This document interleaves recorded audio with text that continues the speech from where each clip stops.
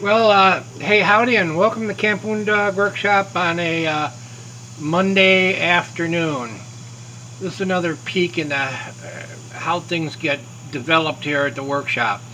Um, I've been working on a technique called hydro dip, where you apply paint and get a really neat kind of marbleized texture to it.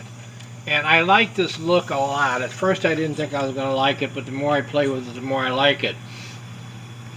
And I decided, one of the things about the workshop here is, I get a lot of guys saying, man, I wish I could afford one of your customs.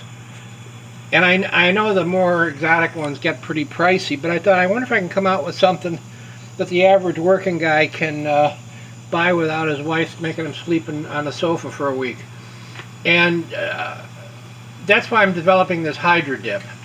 What I can do, I get a lot of fonts in here that are a little bit crusty, paint's nasty, and they're barely worth, restoring. I mean, a common lantern, why should I put 60 hours into making it look like it's brand new when I can sell it to a guy for $8? But the advantage of hydro dip, I don't know if you can see this clearly, is it lays the paint on pretty thick, and it kind of gives it a texture, kind of like the Colac finish on some of the earlier table lamps. So I thought, wow, I can use up those fonts, make them look good, and if it's a good functioning font, when it comes into me, it's got the pump, the valve, and a filler cap. I'm not investing a whole lot of money in it. So basically, I'm taking a $8 lantern and turning it into something that the guy's going to want to keep.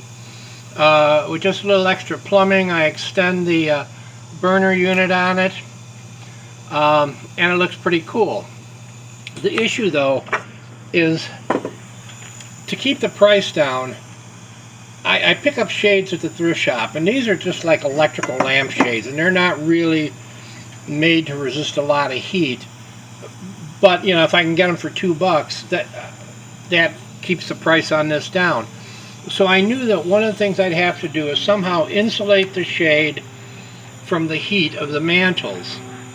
So thinking about that, my first try, I just took a regular CQ lamp holder, and I took one of Rob Butts' custom mica shades. He made a number of these for me for a project, and I hung it on there, and what that does is the shade sits right on top of that, so all the heat shoots straight up instead of radiating out and heating up the glass shade.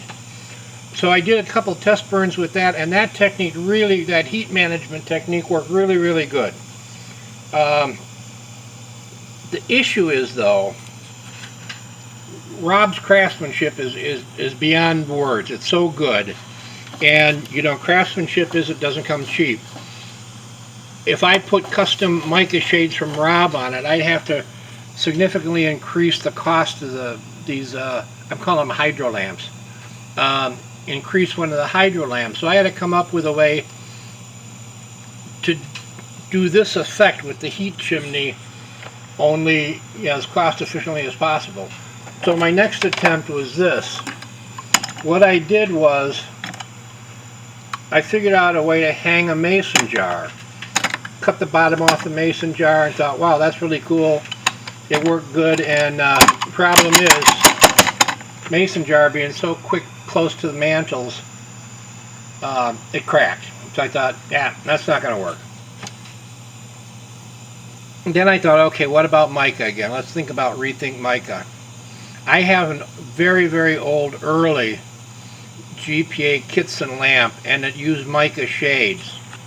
But what it did, when Rob builds these guys, he uses a folded channel that the mica fits in tight on both sides, almost like the way you do stained glass, only with mica.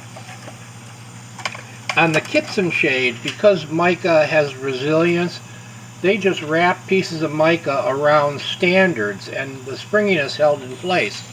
So I thought, heck, I could probably come up with something like that. So this is what I came up with.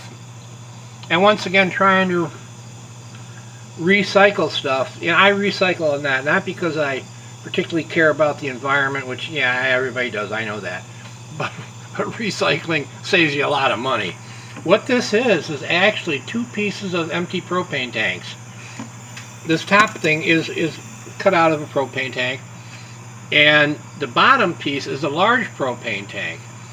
So I cut the hole so the skinny one would fit in the big one, silver soldered it in real quick, cut some standards in there, and took 5-inch pieces of mica and made it stick. And it works pretty good, and I think this is the way we're going to be doing it.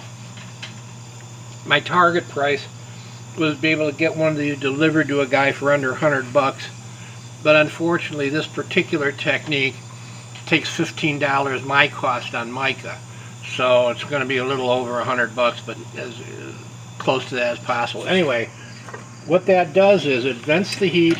See, the whole thing is a chimney, so it vents the heat straight up, and the heat doesn't radiate out that much, comes right out the top. So anyway, I don't know, you guys might want to mess with this kind of stuff too. That just, you know, a little bit of the genesis of how we develop things here at Camp Boondog Workshop. Alright, y'all, have a really good week. Stay out of trouble.